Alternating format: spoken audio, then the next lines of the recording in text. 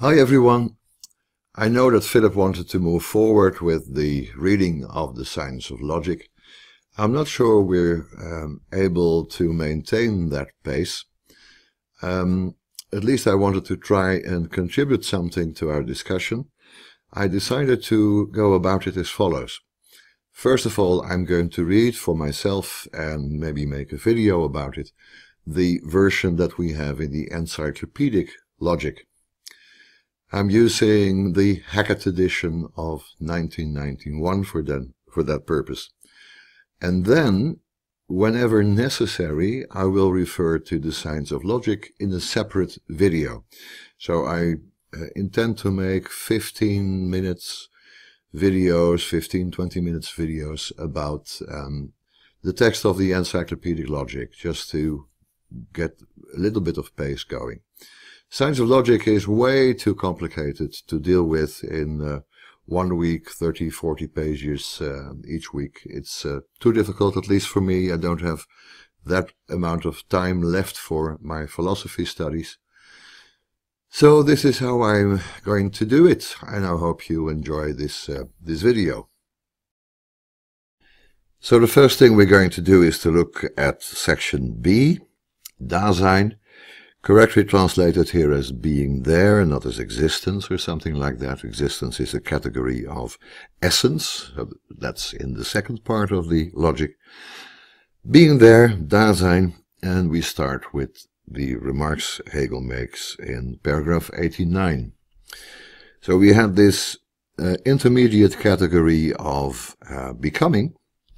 In becoming, Hegel says being as one with nothing, and nothing as one with being, are only vanishing terms. Why are they vanishing? Because being is the opposite of nothing, nothing is the opposite of being.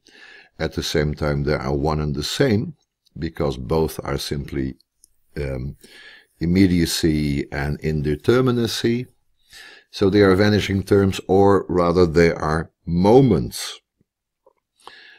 Moments means that within a category there are two separate distinctive determinations that contribute to the whole, that are unified by that whole, by the category like becoming. And yet these moments have no subsistence of their own. They are not existing, they're not valid separately. Being turns to nothing, nothing turns to being, it's vice versa, and they get this first immediate unity in becoming. Becoming can be explained as being turning into nothing and nothing turning into being, and therefore, because that is happening at the same time, they are vanishing terms or moments. This is based on the fact that being and nothing are actually the same. Therefore they are vanishing, being vanishes into nothing. But they are at the same time contradictory. Because of its contradiction, becoming, so it has this, becoming has this inner contradiction between its two moments. Becoming collapses inwardly. Now why is he saying that? Very interesting in Hegel are all of these terms that describe some kind of movement that is going on within a category or within a structure of consciousness in the phenomenology, or within a historic structure as in the philosophy of history. Something can collapse inwardly. Es fällt zusammen. That is translated here as collapses inwardly. Es fällt in sich zusammen. It means it becomes more solid. The unity in which these two moments are present is not merely the superficial unity of becoming, which merely expresses the vanishing, but collapsing into itself means that this unity as such is expressed as such. So the unity that is there in becoming, becoming would be a purely abstract term if it were not for the fact that we can express the unity that is contained in the concept of becoming in a different way.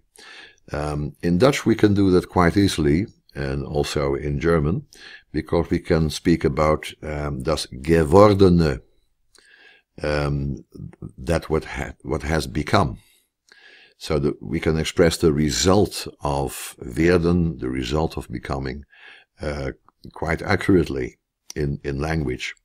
Now, the unity within which both are sublated, where being and nothing are both elevated above their contradictory status and become expressed in their unity, that has a result, because becoming collapses into that which has become, and that which has become, in its most immediate way of expressing it, is being there. So Dasein is simply het gewordene, that is to say that which it has become, whatever it has become. So it's a result of becoming. Becoming has a limit. Becoming has a finite end in which it, in a way, is destroyed, because the movement of becoming then comes to an end, but then it collapses into itself. It becomes something that has become. I don't know of any other way to make this more clear than this. The result of becoming, which cannot go on ad infinitum, the result of becoming is being there, and that simply means that which has become. Okay, let's move on then to the next paragraph, because there is something more to say. If we talk about that which has become, we must also speak, that's the first element here, we must speak about its determinacy. Being there is being with a determinacy. That is simply given as immediate determinacy, like yellow or black or over there, or as a determinacy that simply is. And that is what quality means. That is the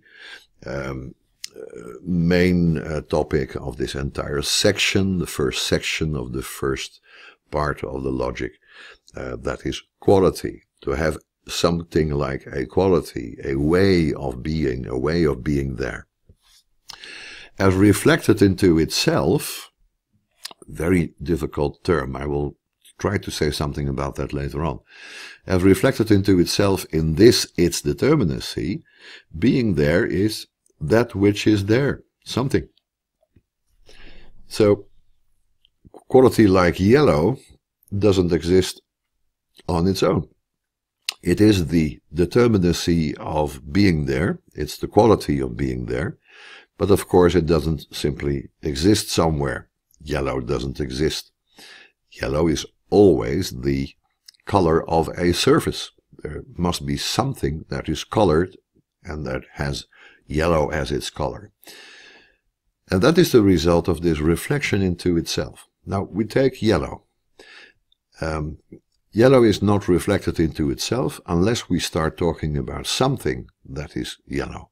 So we're not trying to make some statement about the abstract nature of yellowness or coloredness, but we take the idea, in this case the notion of yellow, and well, yellow being there.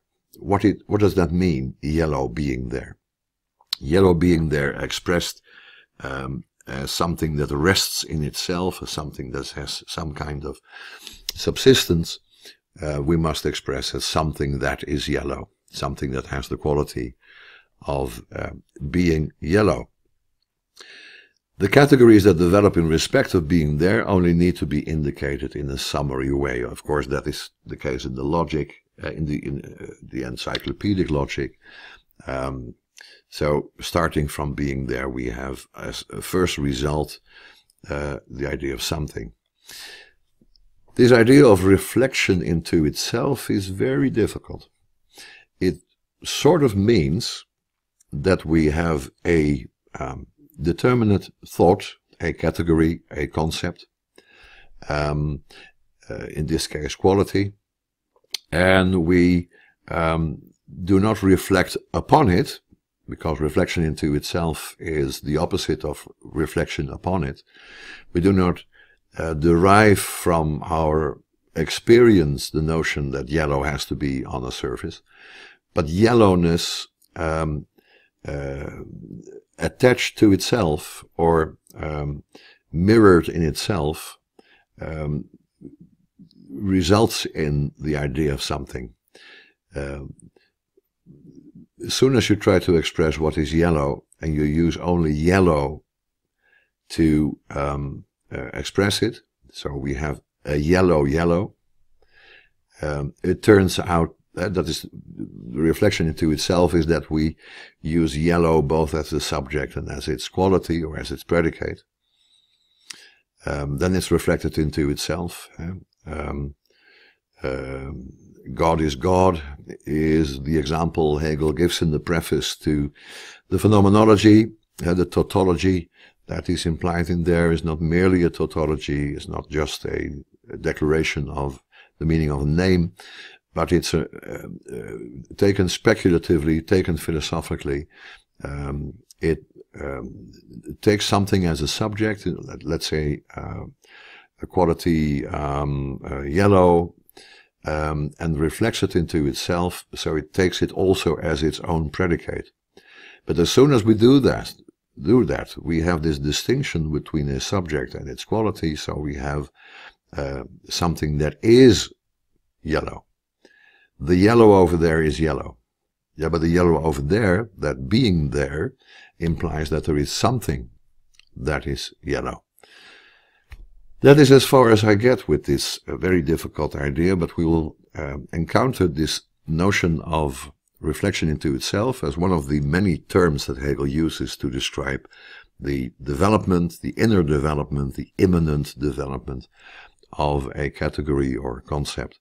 We will encounter that many times, and I think the main passage, now from memory, if memory serves me right, the main passage that actually explains reflection into itself can be found at the beginning of the logic of essence. So when we get there, if we get there, we'll have reason to discuss this some more. Now, paragraph 91 is very interesting because we have here the birth of some other very important and basic Hegelian terminology within the logic. As determinacy that simply is, vis-à-vis the negation which it contains, but which is distinct from it, quality is reality. So we have being there as the resting, peaceful unity of being and nothing, as something that has become, and that has a quality. Now that contains negation. This negation, of course, comes from the concept of nothing, which is there, which is still there. But we can take now this determinacy of being there, and we can divide now. We can make a distinction between the negation that it also contains, but is that which is also distinct from it. We can make this distinction. We can say quality is reality. The yellow is the reality. Now there is a negation in there. It's not red. It's not blue. It's not anything other than yellow. So quality is reality in the sense that something is real and really given. The negation is no longer abstract nothing, but as a being there in a something. It's only a form of the something. It is as otherness. If this being there, this something, is yellow, then there is otherness because there is red and blue and green, etc. Now this otherness, all of these other colors in this example, is quality's own determination. This otherness is quality's own determination. It's vital for the quality of yellow to be not red, not blue, not green. We never think about that. We simply take yellow as something that is given, but in order to qualify something as being yellow, we also exclude its being something else. And this otherness is not simply outside of our reflection in an absolute sense. No, quality is there for us who are not yellow and besides something else, which is not yellow or red and blue and something like that. It's an expansion of being there of something. So to be something implies to be not something else. And that otherness, that's something that this thing is not, is a vital part of the determinacy of something.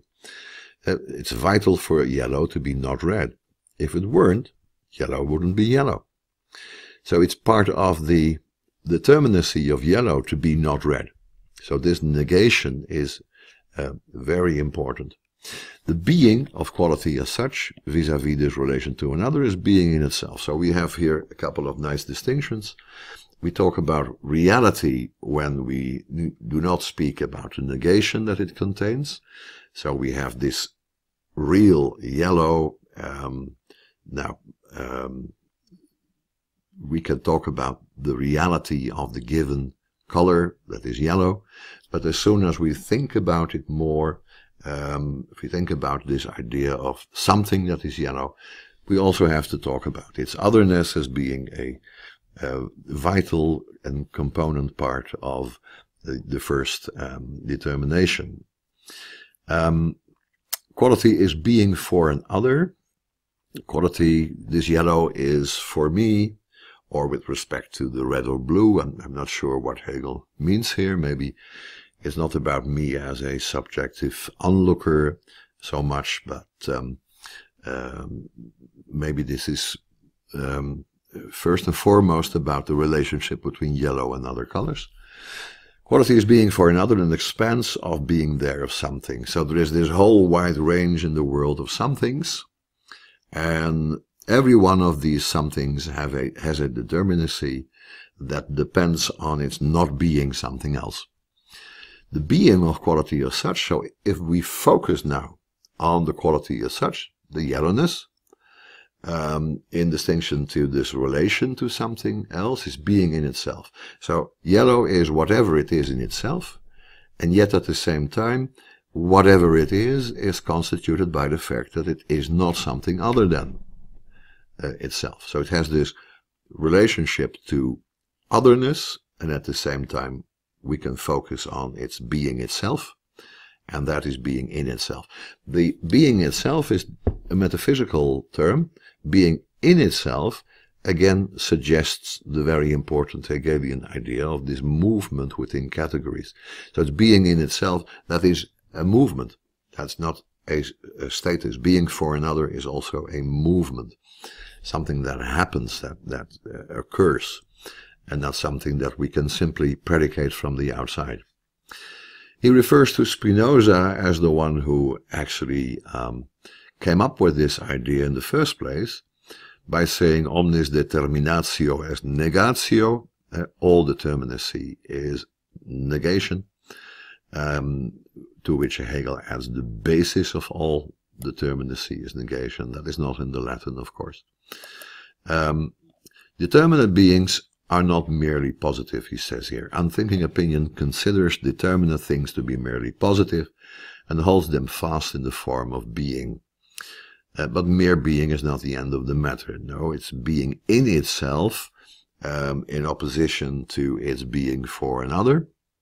And this being in itself is the result of our focusing on the positive side of a given quality, or of the quality of a something.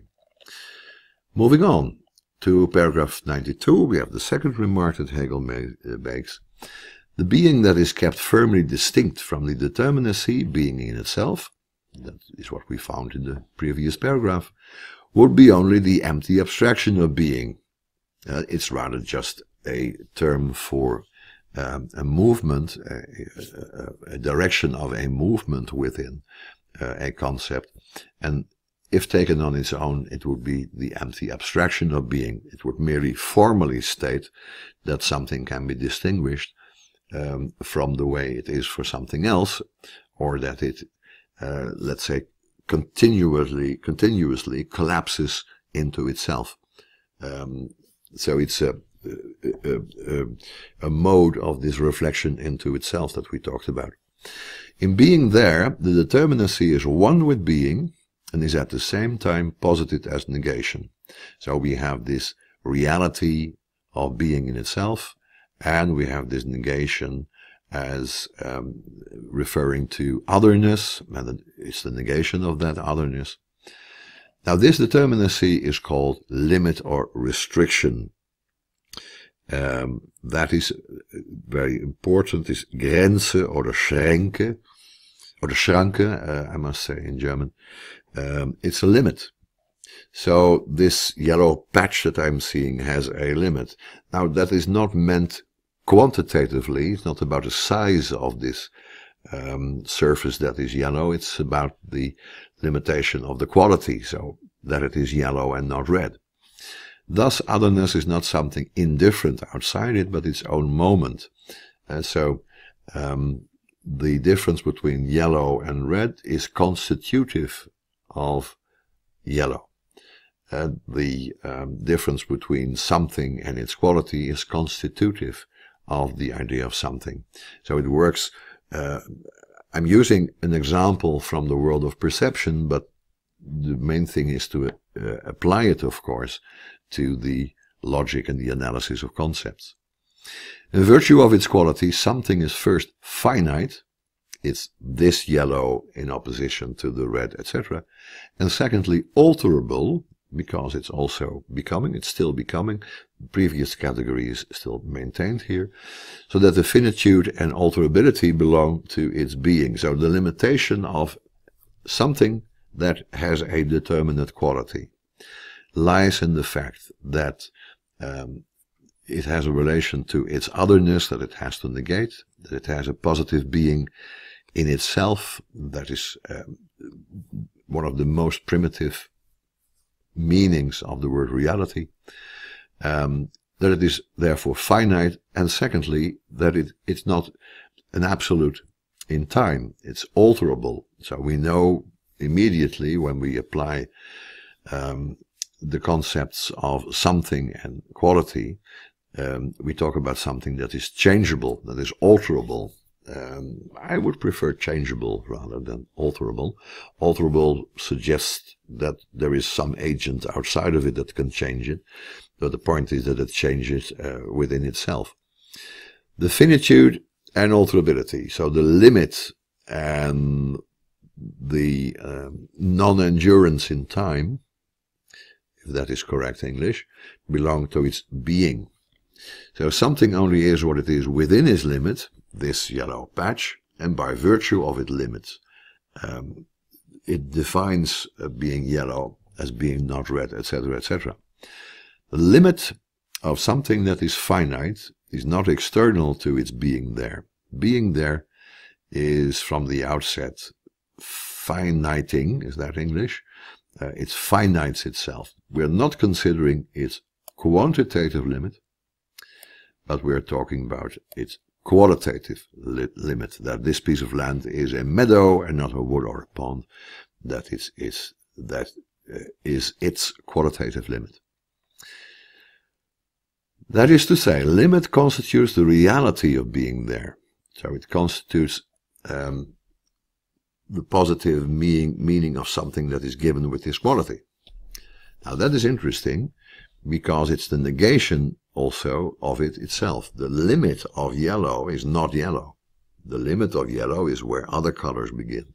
The limit of being a meadow is where something else begins.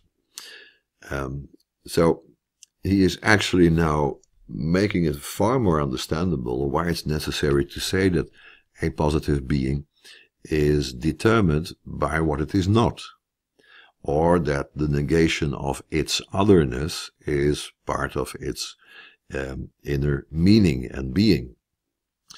Consider the limit.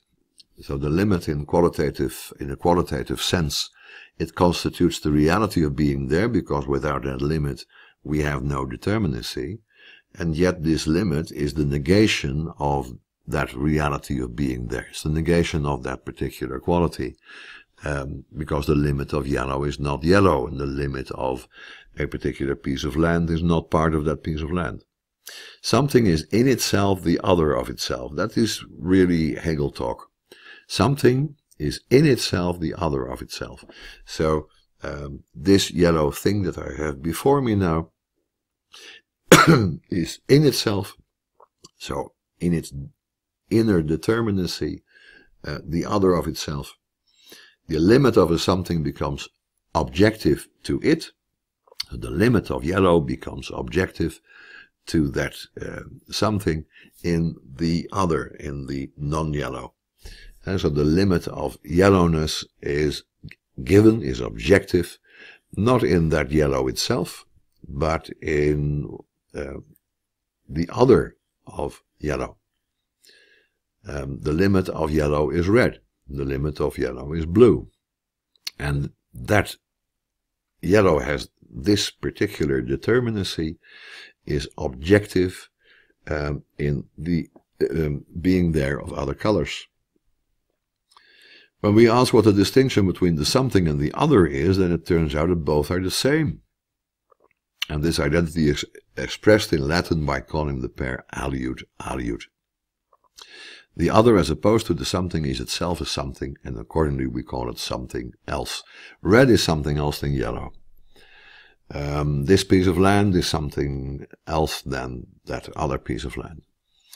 So that is the way Hegel here explains why it's so important that we did go through the concept of nothing in the way that we did try and maintain that in all the categories, being and nothing stand in a particular relationship to one another. That will be true until the very end, because we never lose something. We sublate it, but we don't destroy it.